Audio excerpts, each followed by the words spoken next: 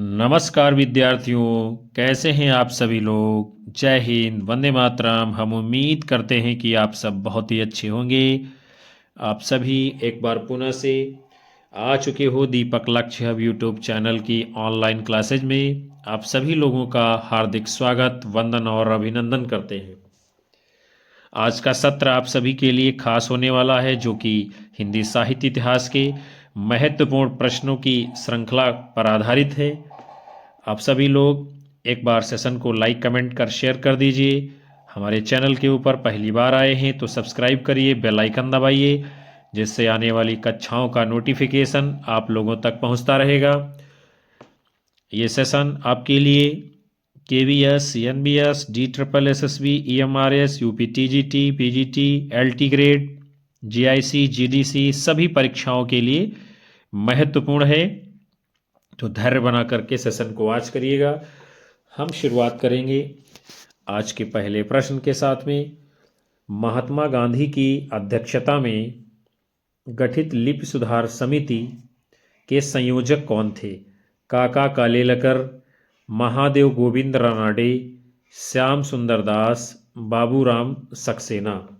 महात्मा गांधी की अध्यक्षता में गठित जो लिपि सुधार समिति है उसके संयोजक कौन थे? तो आप सभी को इसका उत्तर पता होगा। विकल्प ए, काका कालेलकर जी। और बहुत ही इम्पॉर्टेंट प्रश्न है आपके लिए, एग्जाम में कई बार पूछा गया है। उसके बाद में ये समिति जो है आपकी 1935 ईस्वी में हुए हिंदी साहित्य सम्मेलन इंदौर के अधिवेशन से गठित हुई है। और इस समिति के सुझाव क्या थे? शिरवा रेखा लगाना, भा और धा में गुजराती घुंडी लगाना, ये जो है इसके सुझाव रहे हैं। फिर देवनागरी लिपि सुधार के जो अन्य प्रमुख प्रयास किए गए हैं, सर्वप्रथम रानाडे जी ने लिपि सुधार योजना बनाई। इसमें मुंबई के अनेक विद्वान थे। महाराष्ट्र साहित्य परिषद पुणे ने लिपि सुधार समिति का गठन किया। 1904 में तिलक ने अपने पत्र केसरी के लिए 190 टाइपों का फॉन्ट बनाया था। उसके साथ में सावरकर बंधुओं ने आ की 12 खड़ी तैयार की। किसने? सावरकर बंधुओं ने आ की 12 खड़ी तैयार की। गांधी जी ने अपने पत्र हरिजन सेवक में इसका प्रयोग किया। श्याम सुंदर दास का मत था पंचमाक्षर के स्थान पर अनुस्वार का प्रयोग हो। काका कालेलकर व विनोबा भावे राष्ट्रभाषा परिषद वर्धा तथा लोकनागरी पत्र के माध्यम से सुधार हेतु जनमत जागृत किए थे। उसके बाद में आपका अगला प्रश्न है, अरे यायावर रहेगा याद में माजुली द्वीप किस राज्य में स्थित है? इंपॉर्टेंट प्रश्न है आपके लिए। अरे यायावर रहेगा याद रचना में माजुली द्वीप किस राज्य में स्थित है? उत्तर प्रदेश, असम, महाराष्ट्र, हिमाचल। ये माजुली द्वीप किस राज्य में स्थित है? तो आपका सही जवाब क्या होगा? विकल्प बी, यानी कि असम में स्थित है माजुली द्वीप। फिर अरे यायावर रहेगा याद 1953 ईस्वी में प्रकाशित सच्चिदानंद हीरानंद वात्स्यायन अज्ञे जी द्वारा रचित है। यात्रा वृत्तांत में माजुली द्वीप का जिक्र किया गया है, जो कि असम में स्थित है और इसका निर्माण ब्रह्मपुत्र नदी पर यानी नदी द्वारा किया गया है। फिर एक बूंद सहसा उछली अज्ञे जी के द्वारा रचित एक अन्य यात्रा वृत्तांत है। क्या नाम है? एक बूंद सहसा उछली किसका है? अज्ञे जी का। और विधा क्या है? यात्रा वृत्तांत। इसका प्रकाशन कब हुआ है? 1960 ईस्वी में। और ये भी आपकी परीक्षा में कई बार पूछा गया है। फिर उसके बाद में अरे यायावर रहेगा याद की सूची क्रम को देख लेते हैं हम लोग। परशुराम से तूरखम, किरणों की खोज, देवताओं के अंचल में, मौत की घाटी में, एलूरा, माजुली, बहता पानी, निर्मल, ये जो है इसके शीर्षक हैं। आप लोगों को ध्यान में रखना है, इनमें से कोई भी शीर्षक आपसे पूछा जा सकता है। अगला प्रश्न है, आषाढ़ का एक दिन में पतंजलि का उल्लेख कौन सा पात्र करता है? अनुस्वार, अनुनासिक, रंगिणी, संगिणी। आषाढ़ का एक दिन नाटक है ये। इसमें पतंजल का उल्लेख कौन सा पात्र करता है? तो आपका जवाब होगा विकल्प डी, यानी कि संगिनी। फिर आषाढ़ का एक दिन नाटक किसका है? मोहन राकेश जी का है। प्रकाशन कब हुआ है? 1958 में। अंबिका, मल्लिका, कालिदास, दंतुल, मातुल, निषेप, विलोम, रंगिणी, संगिनी, अनुस्वार, अनुनासिक, प्रियंक, मंजरी इसके पात्र हैं। और पतंजल का उल्लेख कौन करता है? संगिनी नामक पात्र। फिर संगिनी का कथन है, क्या कहती है संगिनी? जैसे पतंजलि ने देखा कि यद्धा को कुछ लोग थरवा बोलते हैं और तद्धा को तरवा। जैसे पतंजलि ने लिखा है कि यद्धा को कुछ लोग थरवा बोलते हैं और तद्धा को तरवा। मल्लिका का कथन है, यह क्यों नहीं सोचते हो कि नई भूमि तुम्हें यहाँ से अधिक संपन्न और उर्वरा मिलेगी? कौन कहता है ये? मल्लिका का कथन है। महत्वपूर्ण कथन है। अगला प्रश्न है, क्या है? रचनाएं हैं और उनके पात्र हैं, उसे आपको लगाना है कौन सा पात्र किस रचना में आएगा। तो सबसे पहले है कृपि। कृपि किस रचना का पात्र है? एक और द्रोणाचार्य। फिर है आपका किन्नी। किन्नी किस रचना की पात्र है? तो ये है आधे अधूरे नाटक में। फिर है जमुना बहन, ये किसकी पात्र है? तो ये है आपके महाभोज में। फिर कल्याणी किसमें है? चंद्रगुप्त नाटक में। यानी कि कृपि है एक और द्रोणाचार्य में, किन्नी है आधे अधूरे में, जमुना बहन है महाभोज में, कल्याणी है चंद्रगुप्त नाटक में। तो इसमें जो आपका कूट सही होगा विकल्प ए ठीक माना जाएगा। उसके बाद में अन्य महत्वपूर्ण तथ्य हैं। एक और द्रोणाचार्य शंकर शेष द्वारा रचित नाटक है, जिसका प्रकाशन 1977 में हुआ है। यह 2 समानांतर कथा प्रसंगों पर आधारित है। अरविंद, विमलेंदु, ललिता, अनुराधा, एकलव्य, कृपि, द्रोणाचार्य, अश्वत्थामा, भीष्म, अर्जुन, युधिष्ठिर, लीला, यदु और चंदू इसके पात्र हैं। फिर अगला है आधे अधूरे नाटक। मोहन राकेश का है। इसका प्रकाशन 1969 में हुआ है। महेंद्रनाथ, सावित्री, बिन्नी, किन्नी, जगमोहन, सिंघानिया, जुनेजा, अशोक इसके प्रमुख पात्र हैं। उसके बाद में महाभोज है। महाभोज मन्नू भंडारी द्वारा रचित नाटक है। यह पहले उपन्यास के रूप में 1979 में प्रकाशित हुआ। फिर 1983 में इसका नाट्य रूपांतर किया गया और इस नाटक में सरोहा गांव का जिक्र किया गया है। ये आपको ध्यान में रखना है, महत्वपूर्ण है।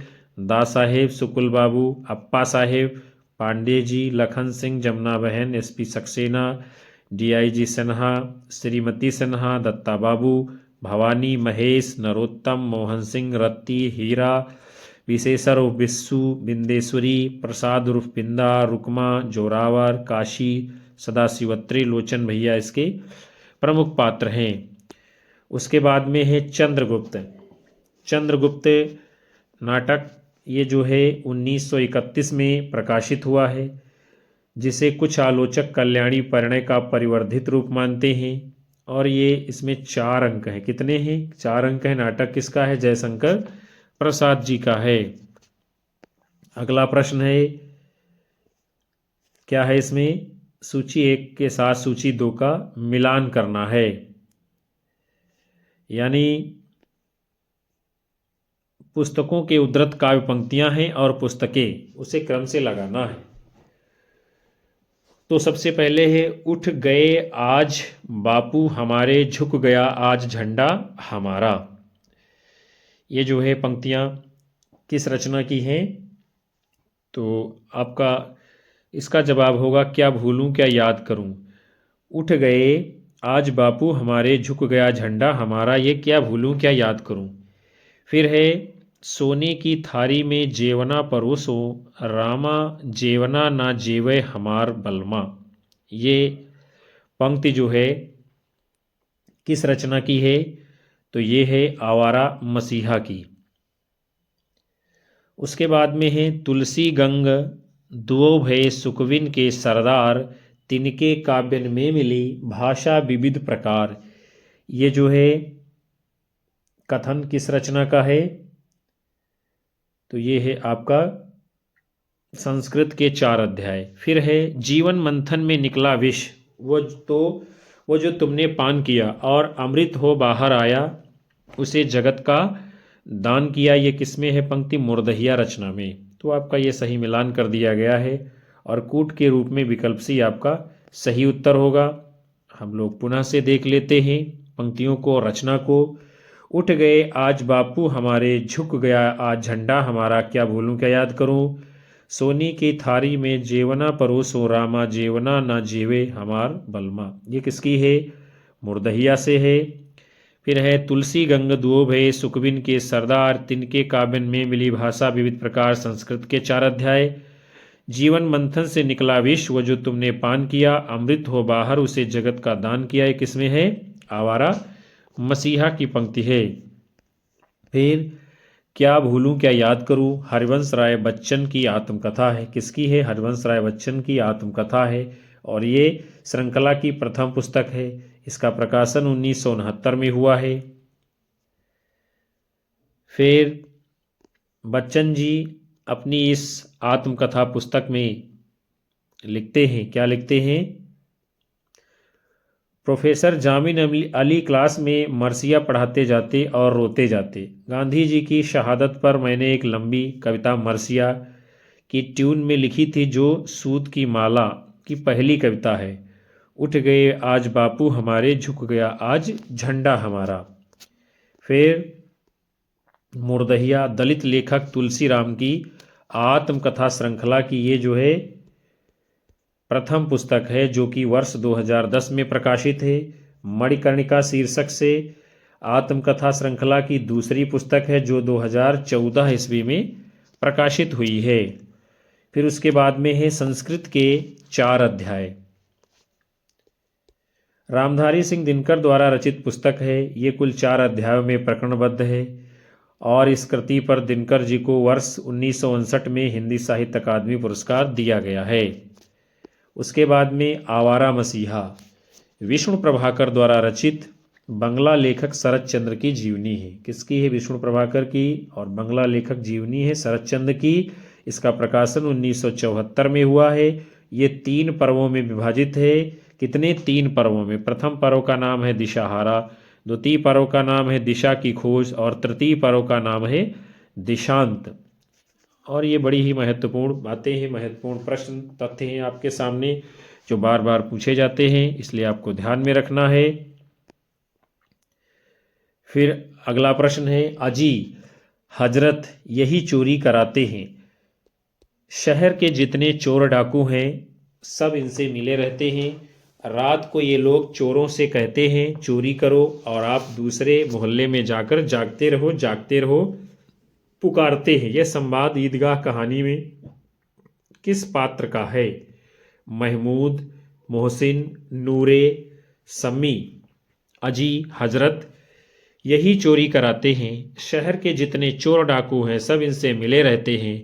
रात को ये लोग चोरों से कहते हैं चोरी करो, और आप दूसरे मोहल्ले में जाकर जागते रहो पुकारते हैं। तो ईदगाह कहानी में ये किसका कथन है, मोहसिन का है, यानी विकल्प बी आपका सही उत्तर माना जाएगा।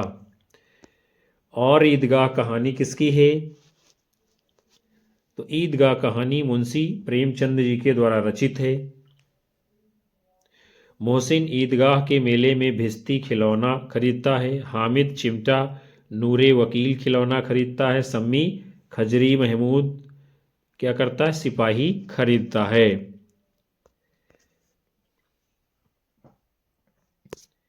फिर मोहसिन के कथन है, जिन्नात को रुपए की क्या कमी, जिस खजाने में चाहे चले जाएं, चलो मनो आटा पीस डालती है, जरा सा बैट पकड़ लेगी तो हाथ कांपने लगेंगे, सैकड़ों घड़े रोज पानी निकालती है, और ईदगाह ये बाल मनोविज्ञान पर आधारित कहानी है। फिर है स्वनिम के संबंध में उपयुक्त कथन है। स्वनिम की बात की जा रही है, हम लोग देखते हैं कौन सही है कौन गलत है। सबसे पहले वाक्य में शब्दों के संबंध निर्धारित करते हैं, तो ये बात जो है ठीक नहीं है। फिर है इसका संबंध मौखिक होता है किसका, स्वनिम का, तो ये बात जो है सही है, स्वनिम का संबंध मौखिक होता है, यानी ये ठीक है। फिर है अगला, सार्थकता की दृष्टि से शब्द लघुत्तम इकाई है, ये जो है बात ठीक नहीं है। अगला है यह उच्चरित भाषा की लघुत्तम इकाई है, ये सही है। इसका ज्ञान भाषा के शुद्ध उच्चारण को जानने में सहायक होता है किसका, स्वनिम का, तो ये भी बात सही है, यानी बी और कौन सा है, डी और ई, ये तीन बातें सही हैं इस प्रश्न के संदर्भ में। आगे बढ़ेंगे हम लोग। फिर आपका अगला प्रश्न है, शरत के संबंध में उपयुक्त कथन है। देखते हैं कौन से उपयुक्त हैं। तो सबसे पहले क्या है, शरत बचपन में डरपोक स्वभाव के थे, ये बात जो है गलत है, सही नहीं है। फिर अगला है, गृहस्थी से शरत का कभी लगाव नहीं रहा, ये बात सत्य है, गृहस्थी से शरत का कभी लगाव नहीं रहा। फिर उसके बाद में है, शरत बाबू की रचनाओं में बिराजू बहू और विजया का नाट्य रूपांतरण हुआ है, ये बात ठीक है। अगला है, अपने भाई की समाधि पर शरत ने घर के पास नदी के तट पर बनवाई, ये भी बात सही है, शरत ने कोई वसीयतनामा नहीं लिखा था, ये बात गलत है। तो यानी सही कौन कौन सा है, आपका बी हो गया, फिर सी हो गया और डी, यानी तीन बातें सही हैं। तो आपका जवाब कौन सा होगा, विकल्प सी, बी, सी, डी। विष्णु प्रभाकर जी के द्वारा रचित आवारा मसीहा, इसका प्रकाशन 1974 में हुआ है, ये बंगला साहित्यकार शरत चंद्र की जीवनी पर आधारित है। फिर आपका अगला प्रश्न है, भारतीय नवजागरण के संबंध में उपयुक्त कथन कौन से हैं। तो सबसे पहले है, नवजागरण का जमाना सभ्यताओं की टकराहट का न होकर सभ्यताओं के आत्मनिरीक्षण का है, ये बात जो है सही है। फिर अगला है कथन, ईश्वर चंद्र विद्यासागर ने स्त्री अधिकार आंदोलनों की निंदा की है, ये बात गलत है, निंदा नहीं की है ईश्वर चंद्र ने स्त्री अधिकार आंदोलनों की। फिर है, औपनिवेशिक माहौल में भारत का नवजागरण बुद्धिवादी जागरूकता के अलावा राष्ट्रीय आत्म पहचान का संघर्ष था, ये भी जो है क्या है, बात सही है। फिर अगला कथन है, स्वामी दयानंद सरस्वती हिंदुओं की मूर्ति पूजा का यानी क्या है, समर्थन किया है, तो उन्होंने हिंदुओं की मूर्ति पूजा का समर्थन स्वामी दयानंद सरस्वती जी ने नहीं किया है। अगला है, भारतीय नवजागरण के जनक राजा राम मोहन राय जीवन के आरंभिक काल में ही रूढ़ियों के प्रबल विरोध का सामना करना पड़ा, ये बात जो है सही है। तो कौन कौन सही है, ए, सी और ई, ये तीन कथन सही हैं इस प्रश्न के संदर्भ में। हम लोग आगे बढ़ते हैं। ए, सी, ई किसमें है, विकल्प ए में, यही आपका उत्तर माना जाएगा। फिर जो है आपका अगला प्रश्न है, आलोचना पत्रिका के संपादक कौन नहीं रहे हैं। इंपॉर्टेंट प्रश्न है आपके लिए। अरुण कमल, परमानंद श्रीवास्तव, नामवर सिंह, कमला प्रसाद, कौन इनमें है जो आलोचना पत्रिका के संपादक नहीं रहे हैं। तो आपका सही उत्तर क्या होगा, विकल्प डी, यानी कमला प्रसाद जी ये कभी आलोचना पत्रिका के संपादक नहीं रहे हैं। अरुण कमल रहे हैं, परमानंद श्रीवास्तव रहे हैं, नामवर सिंह ने संपादन किया है। आगे बढ़ेंगे हम सभी लोग।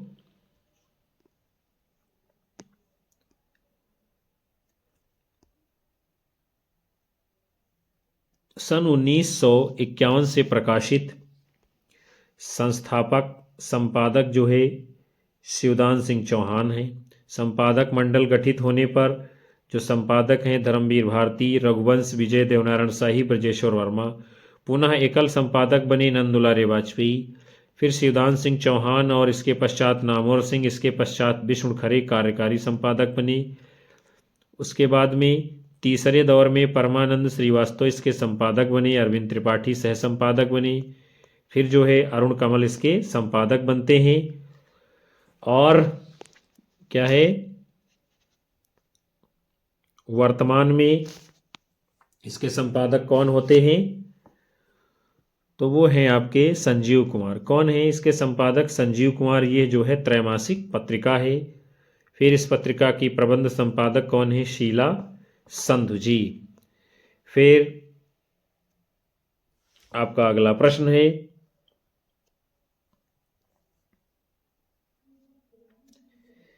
ये हत्यारे गांव के मुखिया हैं, गरीबों का खून चूसने वाले, सूद ब्याज डेढ़ी सवाई नजर नजराना घूस घास जैसे भी हो गरीबों को लूटो, उस पर सुराज चाहिए, जेल जाने से सुराज न मिलेगा, सुराज मिलेगा धर्म से न्याय से। गोदान उपन्यास में किसका कथन है? गोबर, धनिया, शोभा, सिलिया।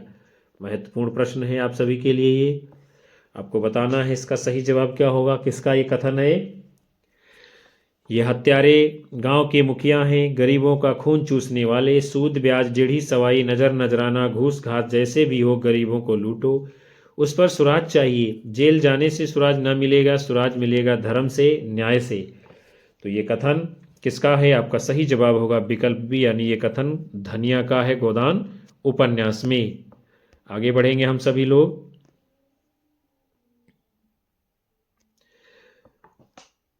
फिर जो है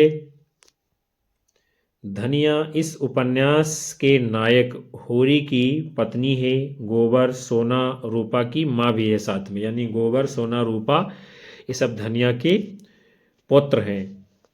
उसके बाद में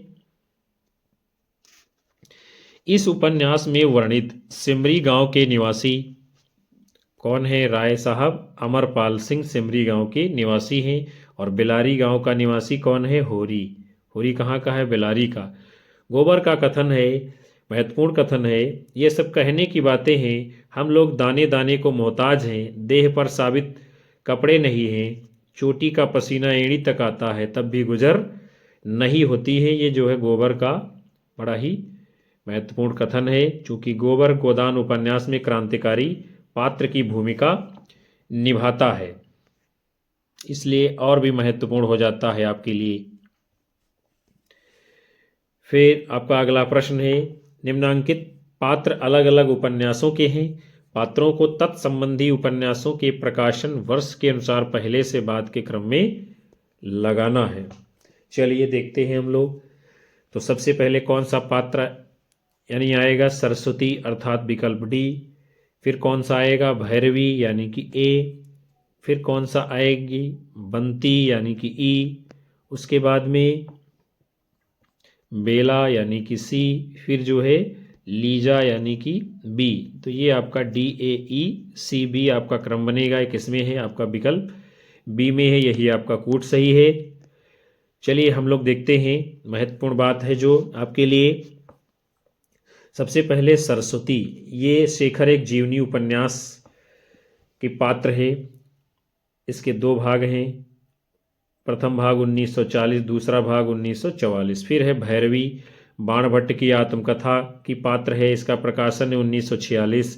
फिर है बंती, ये झूठा सच उपन्यास की पात्र है, इसके भी दो भाग हैं, प्रथम भाग 1958, द्वितीय भाग 1960। फिर है बेला, ये राग दरबारी उपन्यास की पात्र है, इसका प्रकाशन वर्ष है 1968 ईस्वी।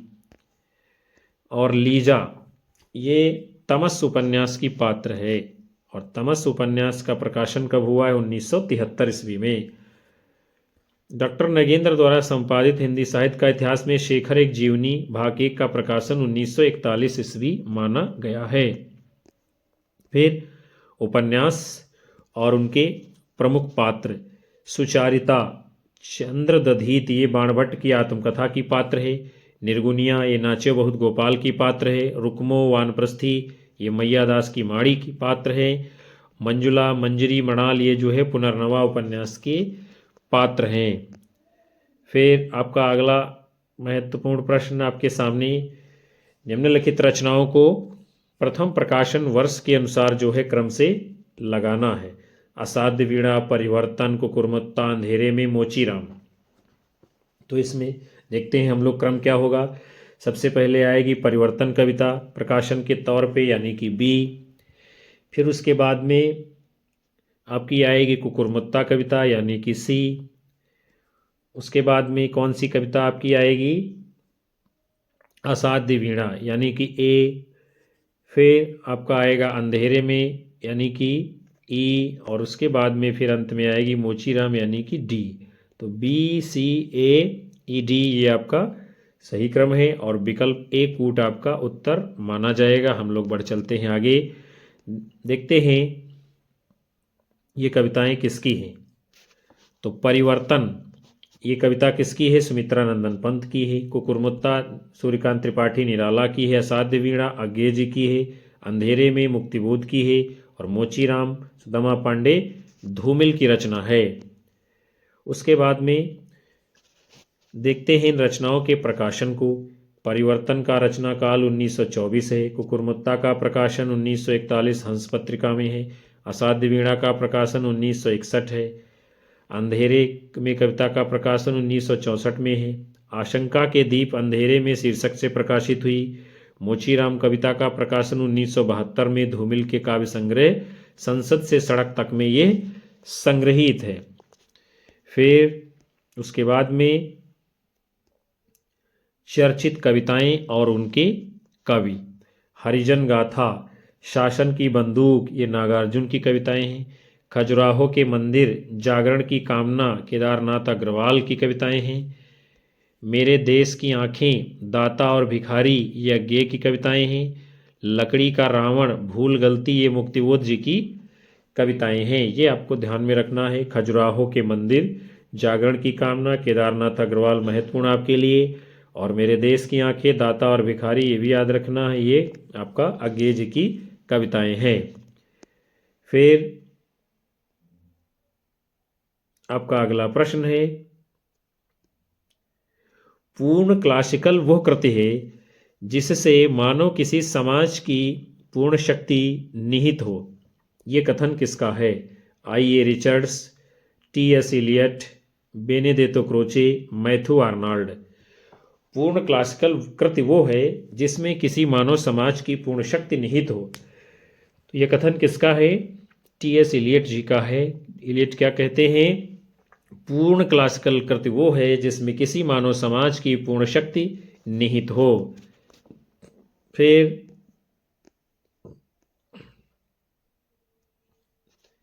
दी waste land, selected essays, the sacred wood, Elizabethan essays, poetry and drama, essays, ancient and modern, ये सभी चर्चित पुस्तकें किसकी हैं? तो सारी पुस्तकें हैं टी एस इलियट की। फिर टी एस इलियट के जो है महत्वपूर्ण कथनों को जानते हैं हम लोग। कविता भावों का उच्छलन नहीं भावों से पलायन है। कविता भावों का उच्छलन नहीं भावों से पलायन है। सच्ची समालोचना का लक्ष्य कवि नहीं बल्कि काव्य है। सच्ची आलोचना का लक्ष्य कवि नहीं बल्कि काव्य है। ईमानदार आलोचना और संवेदनात्मक सराहना का लक्ष्य कवि नहीं बल्कि कविता है। परंपरा जीवन संस्कृत का एक अंश है। परंपरा जीवन संस्कृत का एक अंश है। तो प्यारे विद्यार्थियों, आज के इस खूबसूरत सेशन को हम यहीं पर समाप्त कर रहे हैं, जिसमें आप सभी लोगों ने हिंदी साहित्य इतिहास के महत्वपूर्ण वैकल्पिक प्रश्नों की श्रृंखला को देखा जाना समझा। हम उम्मीद करते हैं, आशा करते हैं कि ये सेशन आप सभी लोगों को पसंद आया होगा और आप सभी की आने वाली परीक्षाओं के लिए लाभदायक साबित होगा। सेशन को लाइक करिए, हाइप जरूर कीजिए कक्षा को, और अपने साथी मित्रों में शेयर करिए। साथ ही अपने साथी मित्रों दोस्तों को हमारे चैनल से अवश्य जोड़ते रहिएगा। आप लोगों का प्यार मिलता रहेगा और हम आप सभी लोगों को लगातार कक्षाएं देते रहेंगे। उन सभी विद्यार्थियों का हार्दिक धन्यवाद जो अंत तक सेशन को प्रतिदिन आकर के वॉच करते हैं। हम मिलते हैं आपको पुनः से नए मॉडल पेपर में। तब तक के लिए आप सभी को नमस्कार, जय हिंद, वंदे मातरम, बाय बाय, शुभ रात्रि सभी लोगों को विद्यार्थियों।